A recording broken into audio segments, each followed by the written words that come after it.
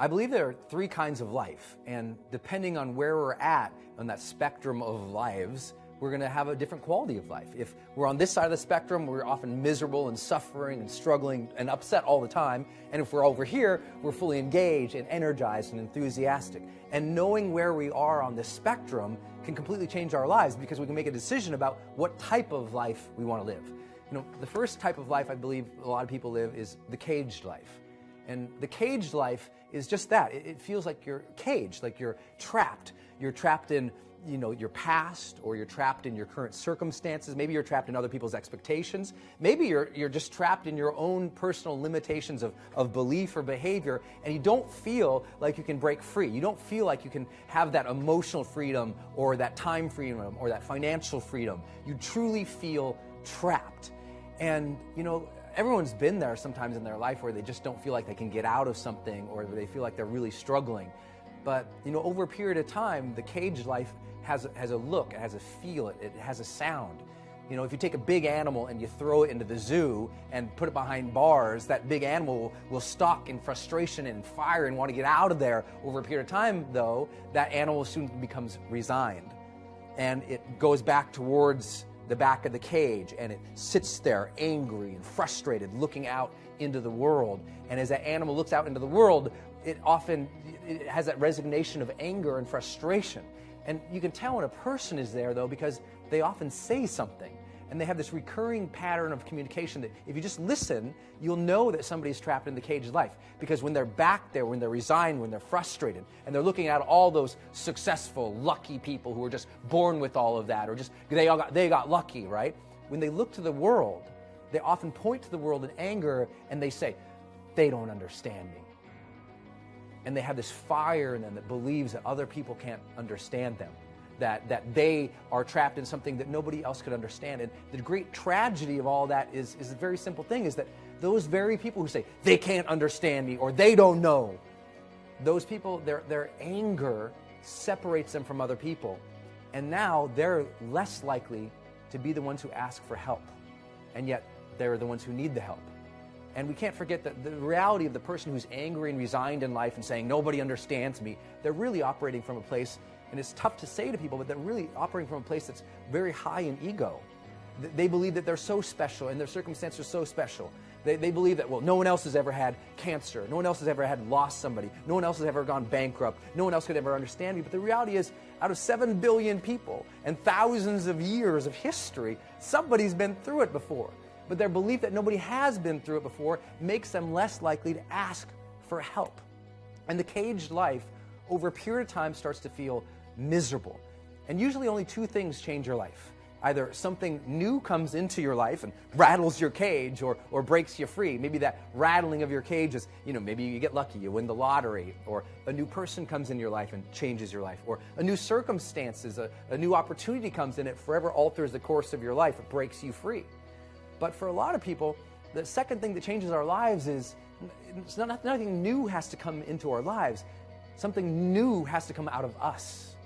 We have to make a different decision about who we're going to be and what we're going to go after in life, about how hard we're going to work, about what we truly, truly demand of ourselves every single day, about how limited our lives will be by choice, not by circumstances. And at some point, the people who've been living a caged life, after a period of time of watching enough people go by who are succeeding, if maturity lands on them, it lands on them with an impulse to say, I've got to take control over the direction of my life. I've got to break free from these bars because I've set them up.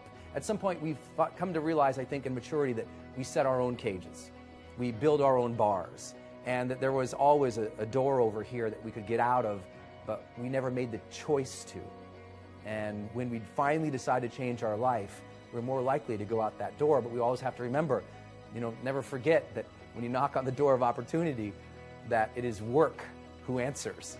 You know, it's going to take a lot of work to change your life, to break free from the bars, to get going again. But I think that's the great opportunity. And when people finally break through that cage and they get out in the open and have more freedom in their life, that kind of life has a quality too. It feels incredibly different. That kind of life feels more free.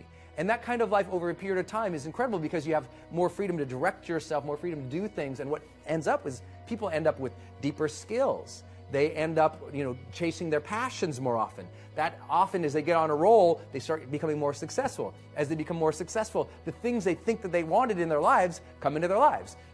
They got the 2-car garage, the white picket fence, the house, the kids, the friends, the dinner parties, enough to get by and maybe a little bit more.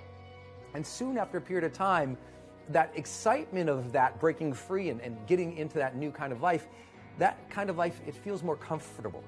So we call it the comfortable life. And in that comfortable life, we do feel that way. We feel a sense of satisfaction, a greater sense of confidence about who we are, about what life is really about where we're going in life. We feel heightened degrees of competency, knowledge, skills, abilities. We feel like we kind of got our life under control. Things are good. But over a period of time, in the comfortable life, something also rattles within and stirs within. Maybe not a frustration, but maybe somewhat of a sense of a restlessness. And that restlessness is this feeling and this sense that maybe there is something more. And people who have a comfortable life, they also have a communication pattern. They also say something on a recurring basis that you can tell they're in a comfortable life. Because what ends up happening is one day someone says to you, "So, hey, how's everything going?" And even though you have all the reason in the world to say life is amazing, you find yourself and hear yourself starting saying, when people ask how your life is going, you say, "Well, it's fine." And the "it's fine" is the tell of the comfortable life. It's the tell that there must be something more. There must be another quality, another kind of life. And that reveals to us that there is this other thing called the charged life. And the charged life has a different quality and feel to it as well. There's heightened levels of, first and foremost, energy there. People are more passionate when they're living the charged life. And because they are more passionate, they feel more of the charge. It's not a one-time spark. It's not once in a while I feel good. It's an enduring state of passion and happiness and satisfaction. But it's an enduring state that is triggered not by comfort, but rather by challenge. That when we challenge ourselves to go just a little beyond our current competencies, our knowledge, skills, and abilities, when we're able to push ourselves just a little bit further, that's when we start to feel charged, because so much of what we know by neuroscience, of what actually charges our brains, of what actually enlivens us in our brains, and what we can see by oxygenation and blood flow to specific parts of our brain, to the hormonal releases we can measure in the back of our brain from whether it's dopamine, vasopressin, oxytocin, serotonin. These things often happen because we're heightenedly engaged with something that's challenging us just a little beyond our current level. Like Mihaly Csikszentmihalyi often talks about it in psychology as this concept of flow, of doing something where we're so engaged with it, and you're so engaged with it because it's just a little bit harder than usual. So you're not quite comfortable, you're just a little bit out of comfort zone. Not totally out of comfort zone and completely overwhelmed, but appropriately challenged to stretch yourself. And the qualities that the charged life basically have are there's a heightened and sustained level of energy and engagement, but also enthusiasm. And that's the magic. If you want to have a fully charged life, you have to start looking forward to things again. You have to get excited about tomorrow again. You have to see your life developing again. You have to set yourself on a path where you're step by step progressing every single day, so tomorrow's going to be better than it was today. That tomorrow you're going to become more of who you can become. That tomorrow by your simple choices, by your simple sets of disciplines and habits, that you're going to evolve into your highest self.